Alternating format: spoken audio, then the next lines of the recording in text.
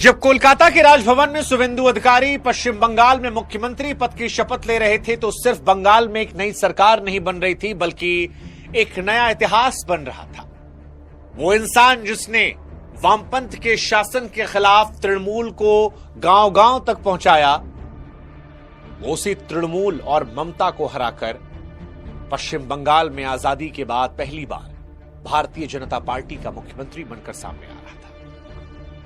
शायद यही वजह है कि 2026 का यह नतीजा सिर्फ एक चुनाव की जीत नहीं है बल्कि भारतीय राजनीति के बड़े ऐतिहासिक लम्हों में से एक है। लेकिन अगर आपको लग रहा है कि यह कहानी 2026 से शुरू होती है तो आप गलत है, क्योंकि इसकी जड़ श्यामा प्रसाद मुखर्जी से जुड़ी है। वो श्यामा प्रसाद मुखर्जी जिन्होंने जनसंघ के जरिए भारतीय जनता पार्टी की नींव रखी, जो बंगाल की मिट्टी में जन्मे लेकिन जिनकी विचारधारा को बंगाल ने ही बाहरी कहकर दशकों तक खारिज रखा।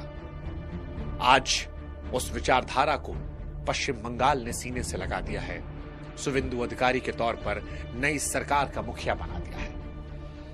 इसीलिए शुभेंदु अधिकारी का राजभवन पहुंचना सिर्फ एक राजनेता की जीत नहीं है बल्कि बंगाल के बदलते मिजाज का संकेत है।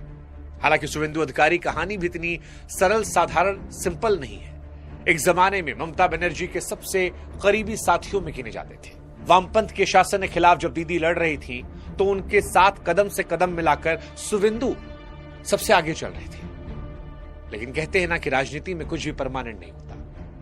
वक्त बदला, शुभेंदु बदले और वो ममता के सबसे बड़े दुश्मन बन गए। इसीलिए आज शुभेंदु अधिकारी की इस कहानी में हम आपको बताएंगे कि कैसे टीएमसी का फाउंडर मेंबर, ममता बनर्जी का सबसे करीबी इंसान, ममता बनर्जी का सबसे बड़ा दुश्मन बना। ममता बनर्जी के बंगाल में न हारने के मिथ को एक बार नहीं 2-2 बार तोड़ दिया। कैसे शुभेंदु अधिकारी नंदीग्राम में जाकर ममता बनर्जी को हरा देते हैं, वही नंदीग्राम जिसने ममता बनर्जी को सत्ता के शीर्ष तक पहुंचाया था। सवाल यह भी उठना चाहिए कि ममता के करीबी होने के बाद वो ममता से दूर क्यों गए? क्या ये राजनीतिक बदलाव था, राजनीतिक महत्वाकांक्षा थी, या फिर नारदा स्टिंग और जांच एजेंसियों के दबाव से जुड़ा एक राजनीतिक दांव? क्योंकि टीएमसी कह रही है कि देखिए, कभी मोदी जी मजाक उड़ाते थे, कभी शुभेंदु अधिकारी बीजेपी का मजाक उड़ाते थे, लेकिन आज वो भारतीय जनता पार्टी के पश्चिम बंगाल के पहले मुख्यमंत्री हैं। शुभेंदु अधिकारी कहानी अपने आप में एक फिल्म की कहानी है। इसीलिए आज इस कहानी के तमाम पन्नों को हम खोलेंगे जहां भरोसा, बगावत, सत्ता और रणनीति एक साथ टकराते हैं।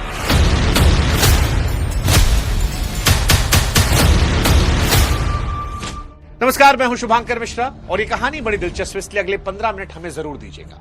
इस कहानी की शुरुआत करें उससे पहले हमारी आपसे गुजारिश है कि हमारे व्हाट्सएप चैनल से आप जरूर जुड़िएगा। अगर अब तक आपने हमें सब्सक्राइब नहीं किया तो कीजिएगा, क्योंकि हम आपके लिए पूरी निष्पक्षता से वीडियोस लाते हैं। इसमें हमें आपका सहयोग चाहिए। आपकी बढ़ती हुई संख्या हमारी ताकत बढ़ाती है। व्हाट्सएप पर जुड़े